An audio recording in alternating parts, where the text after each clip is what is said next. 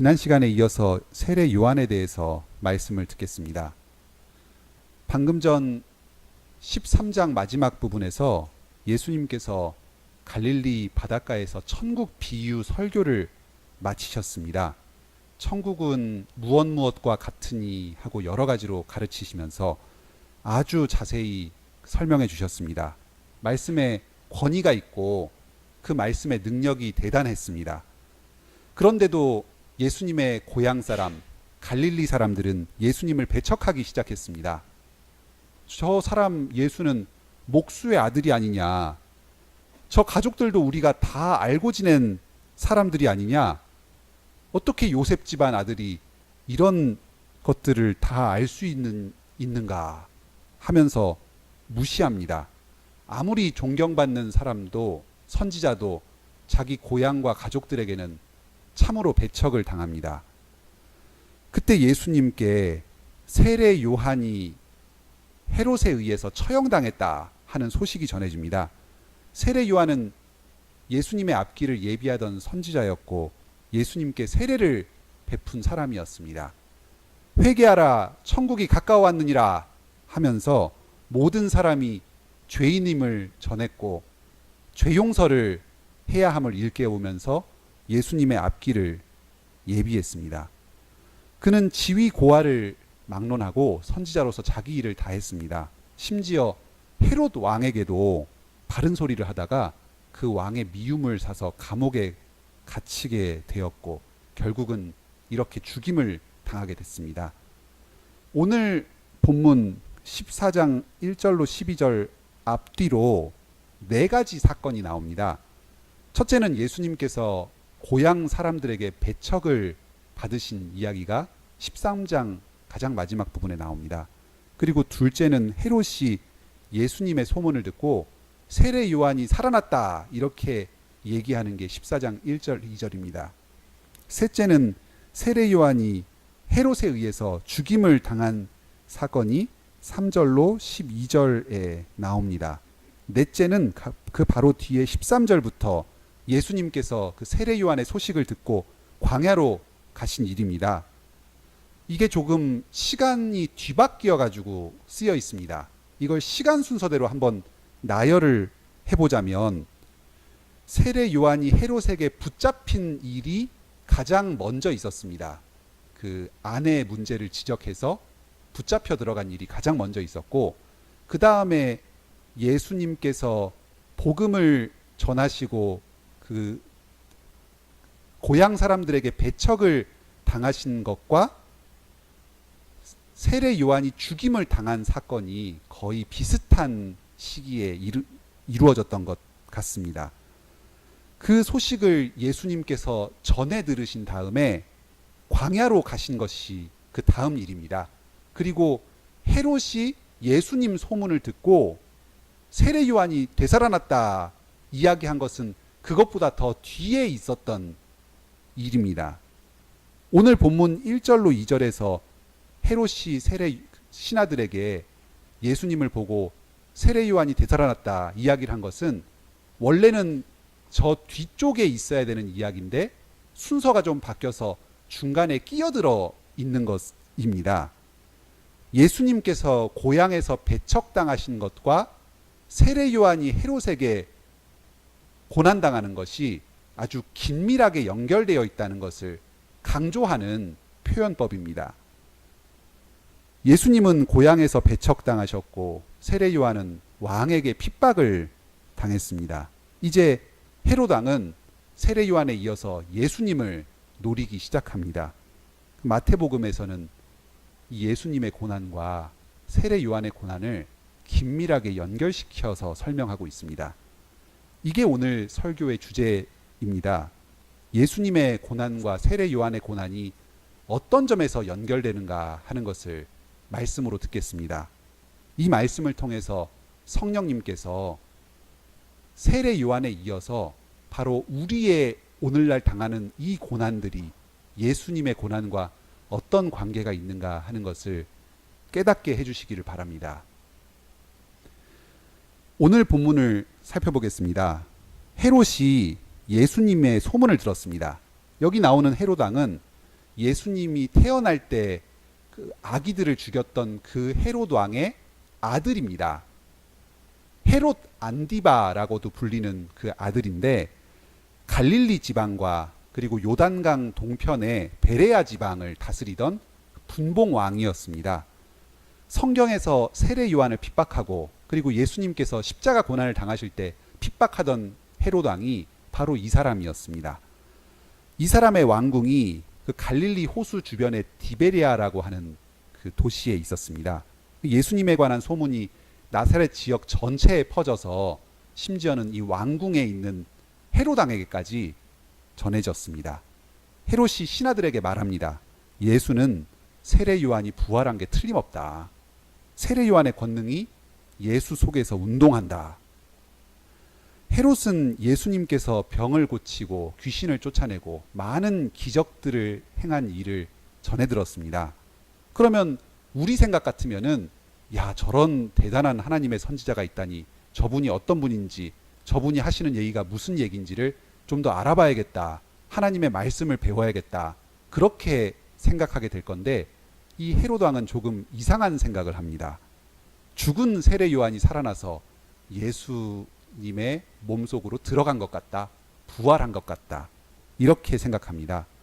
아마 자기가 믿고 있던 그 이방 종교, 귀신이 막 다시 부활하기도 하고 사람 속으로 드러나서 귀신을 덧입기도 하는 이방 종교의 영향을 받은 생각 같습니다. 아니면은 세례 요한을 죽인 죄책감이 계속 마음에 있어가지고 예수님을 보고 그 죄책감이 되살아나서 세례 요한을 떠올린 것 같기도 합니다. 이렇게 예수님의 복음이 그 당대 사람들에게 많이 전해졌지만 모든 사람들에게 다 믿음을 불러일으키는 것은 아닙니다. 이렇게 높은 자리에 있었던 헤롯은 그 예수님의 복음의 소식을 전해 듣고도 엉뚱한 생각을 했습니다. 반면에 우리처럼 아무것도 아닌 자, 그리고 그때 당시에 살지도 않았던 자에게 복음이 전해져서 그 비밀을 듣고 깨닫게 해주신 것이 참 신비롭게 느껴집니다. 주님께서 이 복음을 스스로 지혜롭고 슬기 있다, 높다고 생각하는 자들에게는 숨기시고 우리같이 어린아이와 같이 낮은 자에게 깨닫게 해주신 것을 참 감사드립니다. 이어서 본문에서는 헤롯 왕이 세례 요한을 죽인 사건을 계속해서 자세히 설명합니다. 이건 좀 시간이 거슬러 올라가는데요.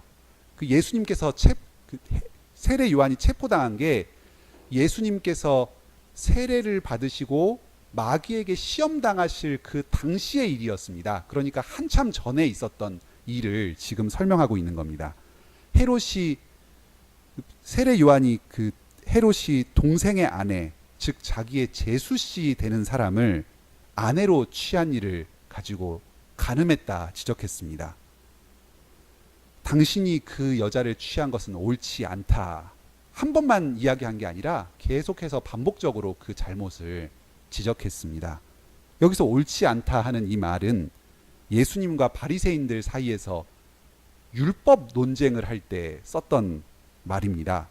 예수님의 제자들이 안식일에 밀밭에서 밀을 잘라서 먹은 일이나 아니면 예수님께서 안식일에 병자를 고치신 일, 이런 일이 과연 안식일 규례에 어긋나냐 어긋나지 않냐 이런 것을 따질 때 이 옳다 옳지 않다 이런 말을 썼습니다.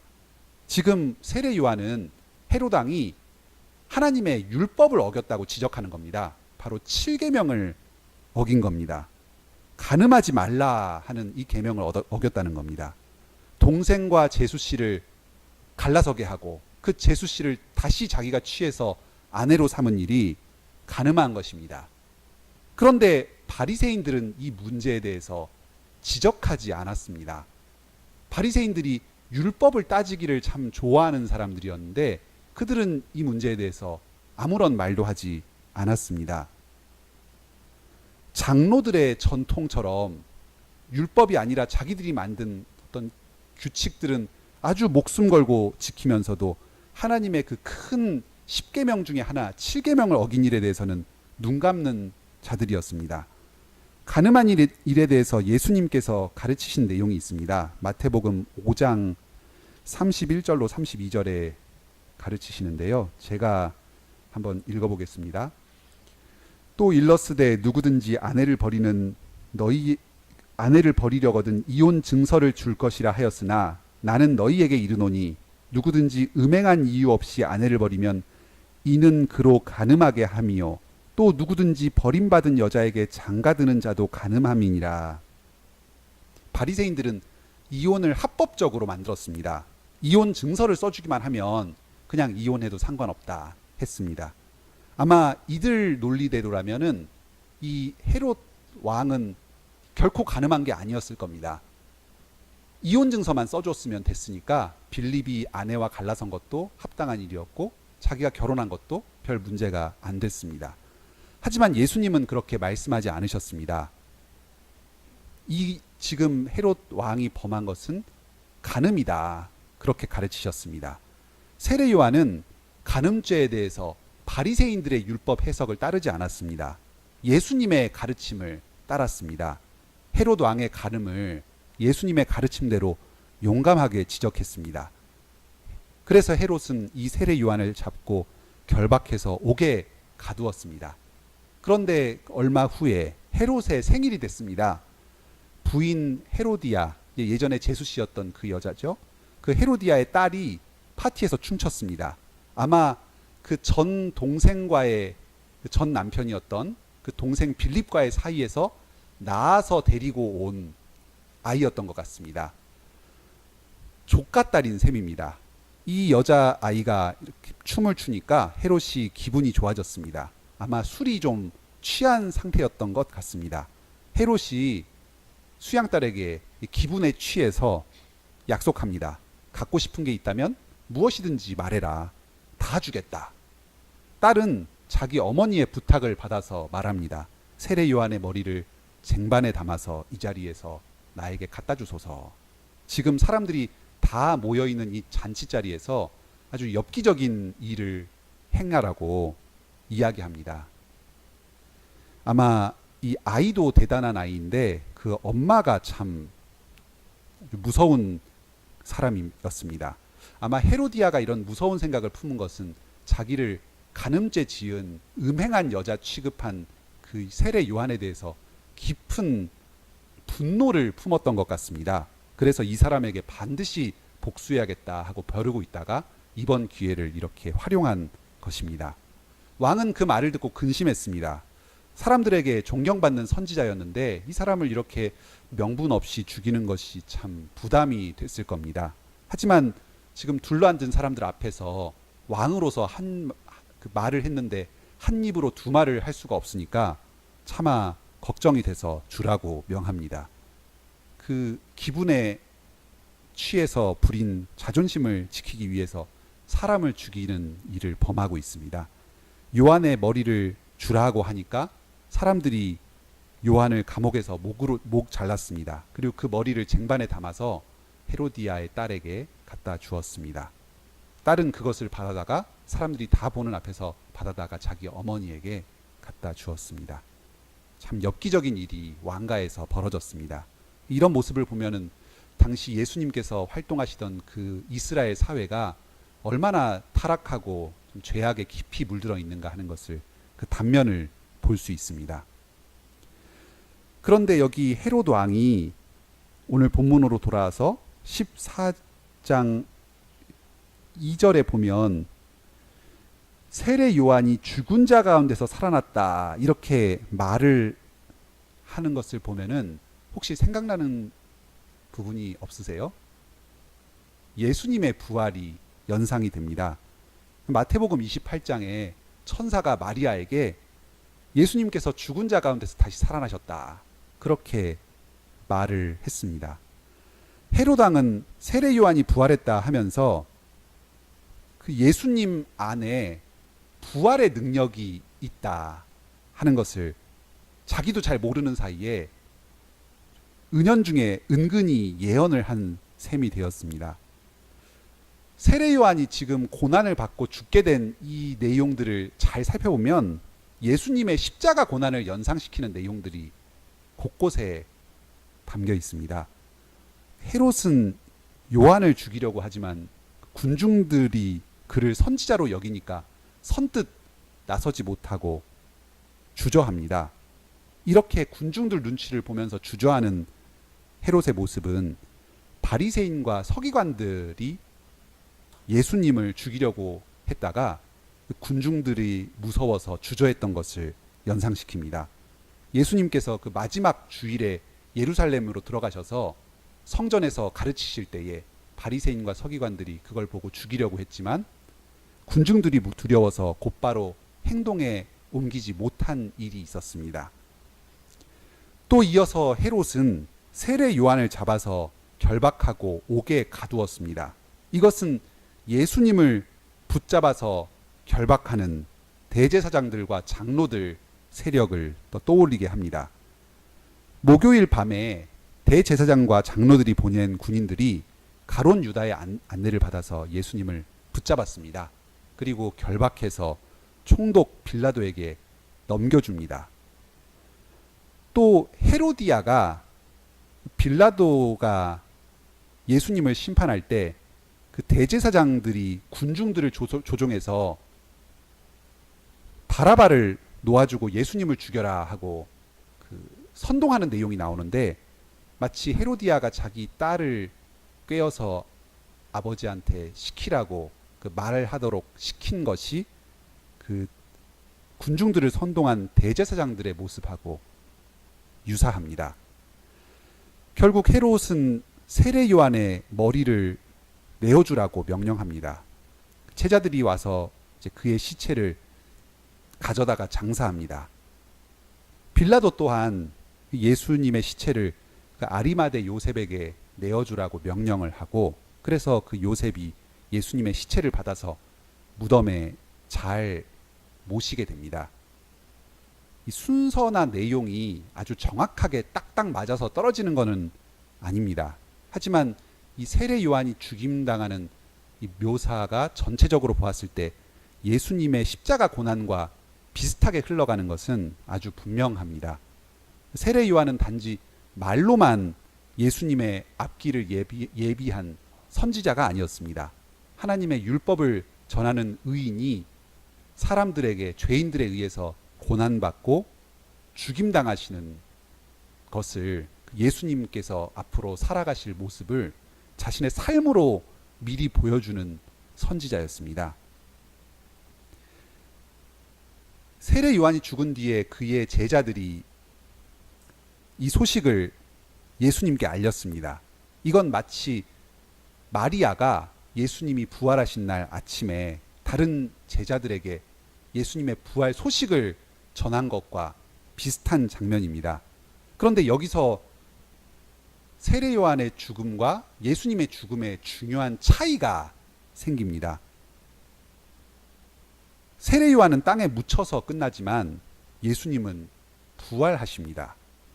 세례 요한의 제자들은 죽음의 소식만은 전했을 뿐이지만 예수님의 제자들은 부활의 소식을 전하게 됩니다. 여기서 한 가지 중요하게 생각할 점이 있습니다. 왜 세례 요한의 제자들은 자기 스승이 죽은 뒤에 굳이 예수님께 찾아와서 자기 스승의 죽음을 알린 걸까요? 얼마 전에 11장에서 세례 요한이 감옥에서 제자들을 예수님께 보냈습니다. 오실 그이가 당신입니까? 우리가 다른 사람을 기다려야 하나요? 상당히 도전적인 질문이었습니다. 천국은 회개해야 들어가는 나라인데 예수님께서는 죄인들과 먹고 마시고 어울리면서 어떻게 그 죄인들을 회개를 시키시나, 정말 하나님께서 보내신 메시아가 맞는가, 그런 질문이었습니다. 예수님께서는 이 고난 가운데 믿음이 흔들리는 세례 요한에게 이사야서 말씀들을 인용하시면서 자기는 단지 메시아가 아니라 하나님 그분 자신으로 오신 분이시다 하는 것을 알려주셨습니다. 단지 세례 요한처럼 회개하라 천국이 가까웠다 하면서 그 율법만을 강요하는 게 아니라 죄 용서의 은혜를 베푸시면서 그 백성들을 완전히 새롭게 하셔서 하나님 앞에서 새로운 백성으로 창조하실 분이심을 가르쳐 주셨습니다. 이런 가르침이 구약의 율법에 익숙했던 세례 요한에게는 영 낯선 것이었을 겁니다. 세례 요한은 예수님께 세례를 줄 때 예수님을 성신과 불로, 성령과 불로 세례를 베푸실 분이다, 하나님과 같이 높으신 분이다 하는 사실을 알고 그렇게 가르쳤습니다. 하지만 알기는 알았지만 예수님께서 정확하게 어떻게 사역을 하실지, 정확하게 어떤 분인지 이런 것을 다 알지는 못했습니다. 그래서 예수님은 네가 나에 대해서 더 알아야 하는데, 나에 대해서 더 알고도 믿음이 흔들리지 않고 나를 계속 믿는다면, 네가 나를 인하여서 실족하지 않는다면 참으로 너에게 복이 있다 하면서 세례 요한의 믿음을 계속 북돋으시면서 격려해 주셨습니다. 세례 요한은 이렇게 그 감옥에서 예수님께 질문을 했고 그 대답을 전해 들었습니다. 그리고 그 대답을 아마도 깊이 생각했을 겁니다. 그래서 예수님께서 가르쳐 주신 그 이사야서 구약의 말씀을 깨닫고 그 자기의 생각을 예수님의 말씀에 복종시켰을 겁니다. 나로서는 예수님이 어떤 분이신지, 어떤 일을 하시는지 다 알 수 없지만 주님께서 말씀하신 그 이사야서의 예언을 친히 다 이루실 하나님으로 오셨습니다. 내가 믿습니다. 아멘 하고 받아들인 겁니다. 그래서 그 제자들이 스승의 죽음을 예수님께 전하러 온 겁니다. 바로 세례 요한이 예수님의 답변을 듣고 믿었다는 사실을 이 제자들이 와서 스승의 죽음을 알린 것에서 알 수가 있습니다. 그리고 이제 세례 요한의 제자들은 계속해서 예수님의 제자가 되어서 예수님을 증거하는 일을 계속 행했을 겁니다. 이렇게 세례 요한이 마지막 날까지 담대하게 고난을 감당할 수 있었던 것은 예수님을 단지 사람이 아니라 높으신 하나님으로 믿었기 때문입니다. 마태복음 3장 12절에서 세례 요한이 처음부터 예수님께 가졌던 믿음을 보겠습니다.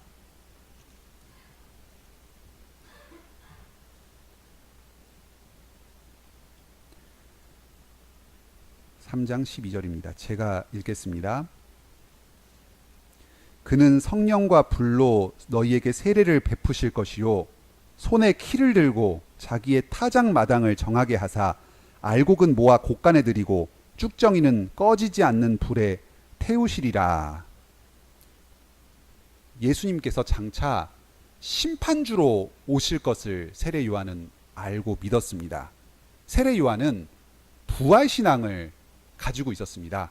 예수님께서 장차 모든 사람들을 다시 일으키셔서 알곡과 가라지를 가르시고 알곡은 타작마당으로 곳간으로 들이실 것이다 하는 것을 믿었습니다.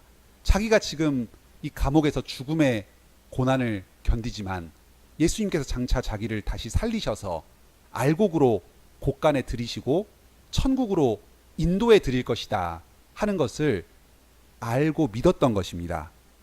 이 부활의 신앙을 가지고 죽음의 고난을 견딘 것입니다. 헤롯의 감옥에 갇혔을 때 세례 요한은 잠깐 이 믿음이 흔들렸습니다. 하지만 그때 예수님께서 말씀을 다시 가르치셔서 예수님 자신에 대해서 더 가르쳐 주시고 믿음을 굳게 하셨습니다. 그래서 세례 요한은 이 모든 고난을 끝까지 견딜 수 있었습니다. 말씀을 맺겠습니다.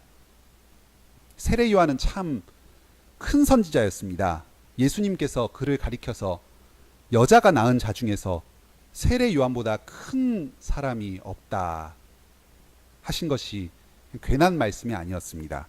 그는 회개하라 천국이 가까웠느니라 하면서 자기 삶 전체를 예수님을 앞길을 예비하는 일을 했습니다. 또 회개하는 사람들에게 물로 세례를 주면서 장차 예수님께서 불과 성령으로 세례 주실 것을 미리 보였습니다. 그가 행한 가장 큰 예언은 예수님께서 장차 받으실 십자가 고난을 자기의 삶을 통해서 직접 증거한 것이었습니다. 세례 요한은 예수님보다 시간적으로는 앞선 인물입니다. 시간 순서대로만 보면은 세례 요한이 앞에 있었고 예수님이 세례 요한의 뒤를 따른 것 같습니다.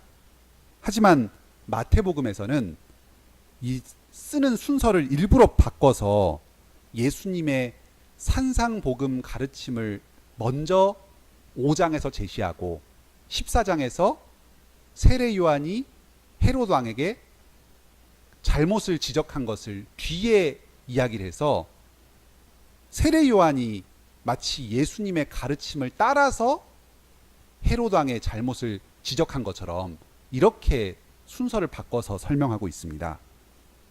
세례 요한이 예수님의 가르침을 따라서 말씀을 전했고 그로 인해서 고난당한 것처럼 그렇게 쓰고 있습니다. 여기에 바로 성경이 가르치는 세례 요한의 고난의 본질이 있습니다. 세례 요한은 예수님 안에 부활 생명이 있다는 것을 미리 보고 하나님 나라의 의를 위해서 죽음을 기꺼이 감당했던 것입니다. 헤롯은 예수님을 보고 세례 요한이 부활했다 그렇게 말했습니다. 능력이 그 속에서 역사하는도다 이런 말을 했습니다. 정확한 말은 아닙니다. 하지만 예수님과 세례 요한 사이에 뭔가 공통점이 있는 것을 본 겁니다. 부활 신앙이 이 두 분 모두 안에 있었습니다. 예수님도 요나의 기적을 자기가 보이실 것이다. 죽고 사흘 만에 다시 살아날 것이다. 이런 믿음으로 사역을 행하셨고 세례 요한도 예수님께서 자기를 심판주로 다시 살리실 것이다. 이런 믿음을 가지고 자기의 사역을 다했습니다. 부활신앙으로 고난을 기꺼이 감당하는 사람에게는 특별한 무언가가 겉으로 드러나는 것 같습니다. 그래서 헤롯같이 예수님의 원수된 사람도 그 부활신앙의 증거를 보고 거기서 공통점을 알아보는 것 같습니다. 세례 요한은 예수님을 믿고 부활신앙을 가지고 그분의 가르침에 순종해서 고난당하고 죽음까지 당했습니다. 그런 점에서 그는 예수님보다 앞선 사람이었지만 굳이 따지자면은 예수님의 최초의 순교한 제자다 그렇게 말을 할 수도 있겠습니다. 우리들이 지금 가는 이 길도 세례 요한과 다르지가 않습니다. 빌립보서 3장 10절로 11절을 제가 한번 읽어보겠습니다. 내가 그리스도와 그 부활의 권능과 그 고난에 참여함을 알고자 하여 그의 죽으심을 본받아 어떻게 해서든지 죽은 자 가운데서 부활에 이르려 하노니. 바울 사도의 말씀입니다. 바울 사도는 그리스도를 알려면 그분의 고난과 그 부활에 대해서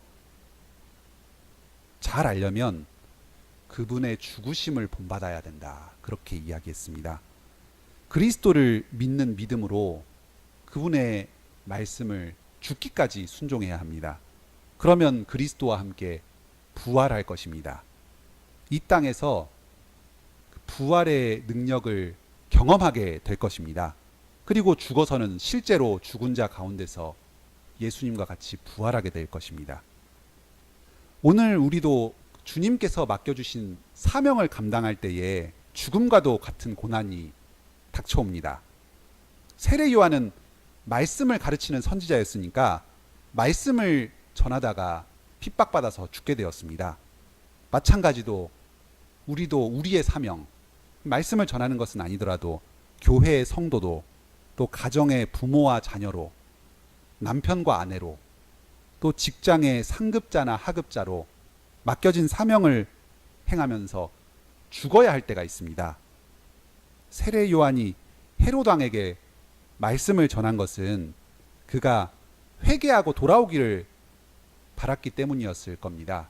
그럴 이유가 없었다면 굳이 말씀을 전할 필요가 없었겠죠. 헤롯 왕을 섬기는 마음으로 싫어할 걸 알면서도 말씀을 전한 겁니다. 혹시나 하는 마음에 돌이킬까 하고 전했던 겁니다.